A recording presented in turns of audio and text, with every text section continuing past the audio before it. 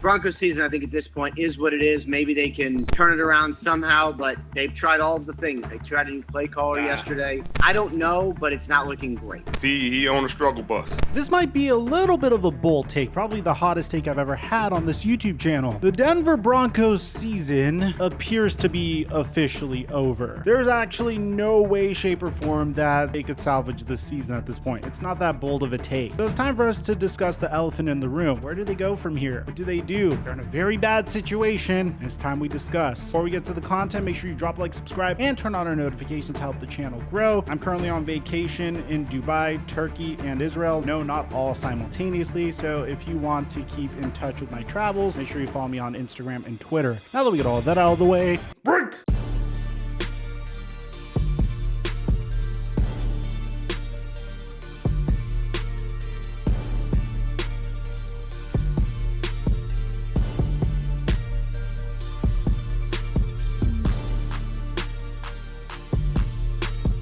This video is sponsored by PrizePicks. You guys know PrizePicks has been my latest obsession because I live in California. There's no way that you could gamble on games in California, so the best way you could get action on games is through PrizePicks. And ever since I partnered with them, we've been having a lot of fun. And before we get to the latest promo, I want to give a huge shout out to my man, Nathaniel Hackett, who tweeted me a six-legged pick that he hit on as a result of our last promo, which means he 25x'd his money. And that's freaking awesome. Hopefully more of my subs hit this big as a result of today's promo. As a matter of fact, it's not only today's promo, because from this day and on until Christmas Day, PrizePicks is releasing a brand new promo every day, and it's called Picksmas. All you have to do is download PrizePicks, use my promo code Mikerophone to get up to a $100 deposit match, and then just log into PrizePicks each and every day to see what they're offering for that day. Since they're offering a brand new promo each and every day, I'm probably going to be posting my picks onto my Instagram story. And if you follow me on Instagram, you'll see I literally play PrizePicks each and every day. So huge shout out to PrizePicks for the sponsor. Make sure you sign up with my promo code Mikerophone or the link in the description down below. And thank you, PrizePicks, for the sponsor. Mic check 1 2 1 2. What's going on, everybody? In the offseason, the Denver Broncos decided enough is enough. We clearly have a good team. We have a great pass rush, great defensive backs, pretty good linebackers, and historically, our only issue has been getting points on offense. And I mean, that's what you could expect when you have quarterbacks like Trevor Siemian, Case Keenum, Teddy Bridgewater. But the good news is that the Denver Broncos actually had really good weapons on offense as well. They were in the midst of revamping their offensive line. They invested multiple picks at the wide receiver position, bringing in Courtland Sutton, Jerry Jeudy, and KJ Hamler. At least two of those three wide receivers have proven to me so far that they're very good wide receivers. Jerry Jeudy still has yet to have consistent success at the NFL level, but for the most part, the Denver Broncos were in a situation that many teams find themselves in. They're a quarterback away from being Super Bowl contenders. You see this happen a lot, primarily with teams like the Indianapolis Colts. This year, you're watching the New York Jets deal with it. I mean, the San Francisco 49ers could be thrown into this category as well. It seems like they have all the pieces except for quarterback. And to be honest, it's hard to find a good quarterback in the NFL, which is why the Denver Broncos really decided to be aggressive over the past two seasons. During the 2021 NFL Draft, they flirted with the possibility of adding Aaron Rodgers consistently, so much so that they passed on the individual that many had mocked to them in the 2021 NFL Draft. Justin Fields was right there for the taking. They opted for Patrick Surtain. I'm not mad at it as a Cowboy fan because we ended up getting Micah Parsons as a result of that. But could you imagine how good the Broncos would be if they had Justin Fields under center instead of Russell Wilson? Now, you might be thinking, what about Nathaniel Hackett, Mike? Well, Nathaniel Hackett probably wouldn't have been hired to begin with because Nathaniel Hackett was primarily brought in to lure Aaron Rodgers away from the Green Bay Packers, something that they did when they weren't able to be successful during the 2021 offseason. During the 2022 offseason, they decided enough is enough. We have the most cap space we've had in quite some time. We have great wide receivers, a great defense, and we have a head coaching vacancy. We're going to bring in Nathaniel Hackett because Aaron Rodgers loves Hackett. Hack has been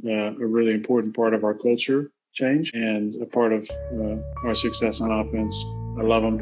Hope he doesn't go anywhere. unless I do. And hopefully that will be enough to get Aaron Rodgers to come in as well. That didn't end up happening. Aaron Rodgers decided to stay with the Green Bay Packers. Now, obviously, this didn't happen in chronological order. A good argument would be, Mike, Russell Wilson was traded a whole week before Aaron Rodgers re-signed with the Green Bay Packers. you have to remember, going back to those times, whenever the Denver Broncos would call the Green Bay Packers, Packers wouldn't even answer the phone because Aaron Rodgers didn't have the heart to demand a trade at that point. So it wasn't that the Denver Broncos weren't trying, it was that Green Bay didn't pick up. Ultimately, they decided, okay, well, we have Nathaniel Hackett here already. Let's try to get him another quarterback. They decided to trade for Russell Wilson. Now, at the time, I felt like they gave up a lot. I felt like they were very aggressive in this trade. Bringing in a quarterback that is about to turn 34, well, he is 34 now, and giving up 2 first-round picks, 2 second-round picks, your starting quarterback in Drew Lock, Noah Fant, who's a very solid tight end, Shelby Harris, obviously is a lot to give up for any quarterback, especially a quarterback that a lot of Seahawks fans were beginning to have question marks about, especially a quarterback that was having trouble with his head coach because his head coach didn't let him cook, because clearly Pete Carroll was trying to protect Russell Wilson from himself. And for the most part, it worked, but Russell Wilson wanted more. Russell Wilson wanted to be an MVP. He was chasing those player accolades as opposed to doing whatever it takes to win Super Bowls, which makes sense because it seems like all of his ex-teammates really don't like him. Richard Sherman consistently takes shots at him. He on a struggle bus. Man, I want to reach out to Dog, bro, because They'll reach out to it. You know, it His ain't manager. that. I mean, no one's been a bigger critic of Russell Wilson than Richard Sherman. It's actually very entertaining to watch Richard Sherman in media now. What? Run the ball. I've said enough criticism for him, but God dang it, run the dang ball. Almost a decade after this incident happened. Skip, whenever you refer to me, whenever you speak to me, whenever you address me as all-pro Stanford graduate. Those are some accomplishments you can aspire to, you will never accomplish. I'm better at life than you. Okay, So let's not get personal here. And at the end of the day, there's a lot of questions about the Denver Broncos because at this point they're stuck. They essentially donated a top 5 draft pick to the Seattle Seahawks, who are having significantly more success than they are at this point. And now you might be wondering, what's the future going to look like for this team? Because they're stuck. I personally don't understand why you would trade all of this capital for Russell Wilson and then immediately sign him to a contract extension. You have to understand, I actually praise the Broncos for doing this because I operated under the assumption that there was no way the Denver Broncos would struggle this much with a former Pro Bowl quarterback under center with very solid wide receivers. Jerry Jeudy, KJ Hamler, Cortland Sutton are great wide receivers with a solid stable of running backs, Javonte Williams and Melvin Gordon, with a really good defense. I didn't see a way for the Denver Broncos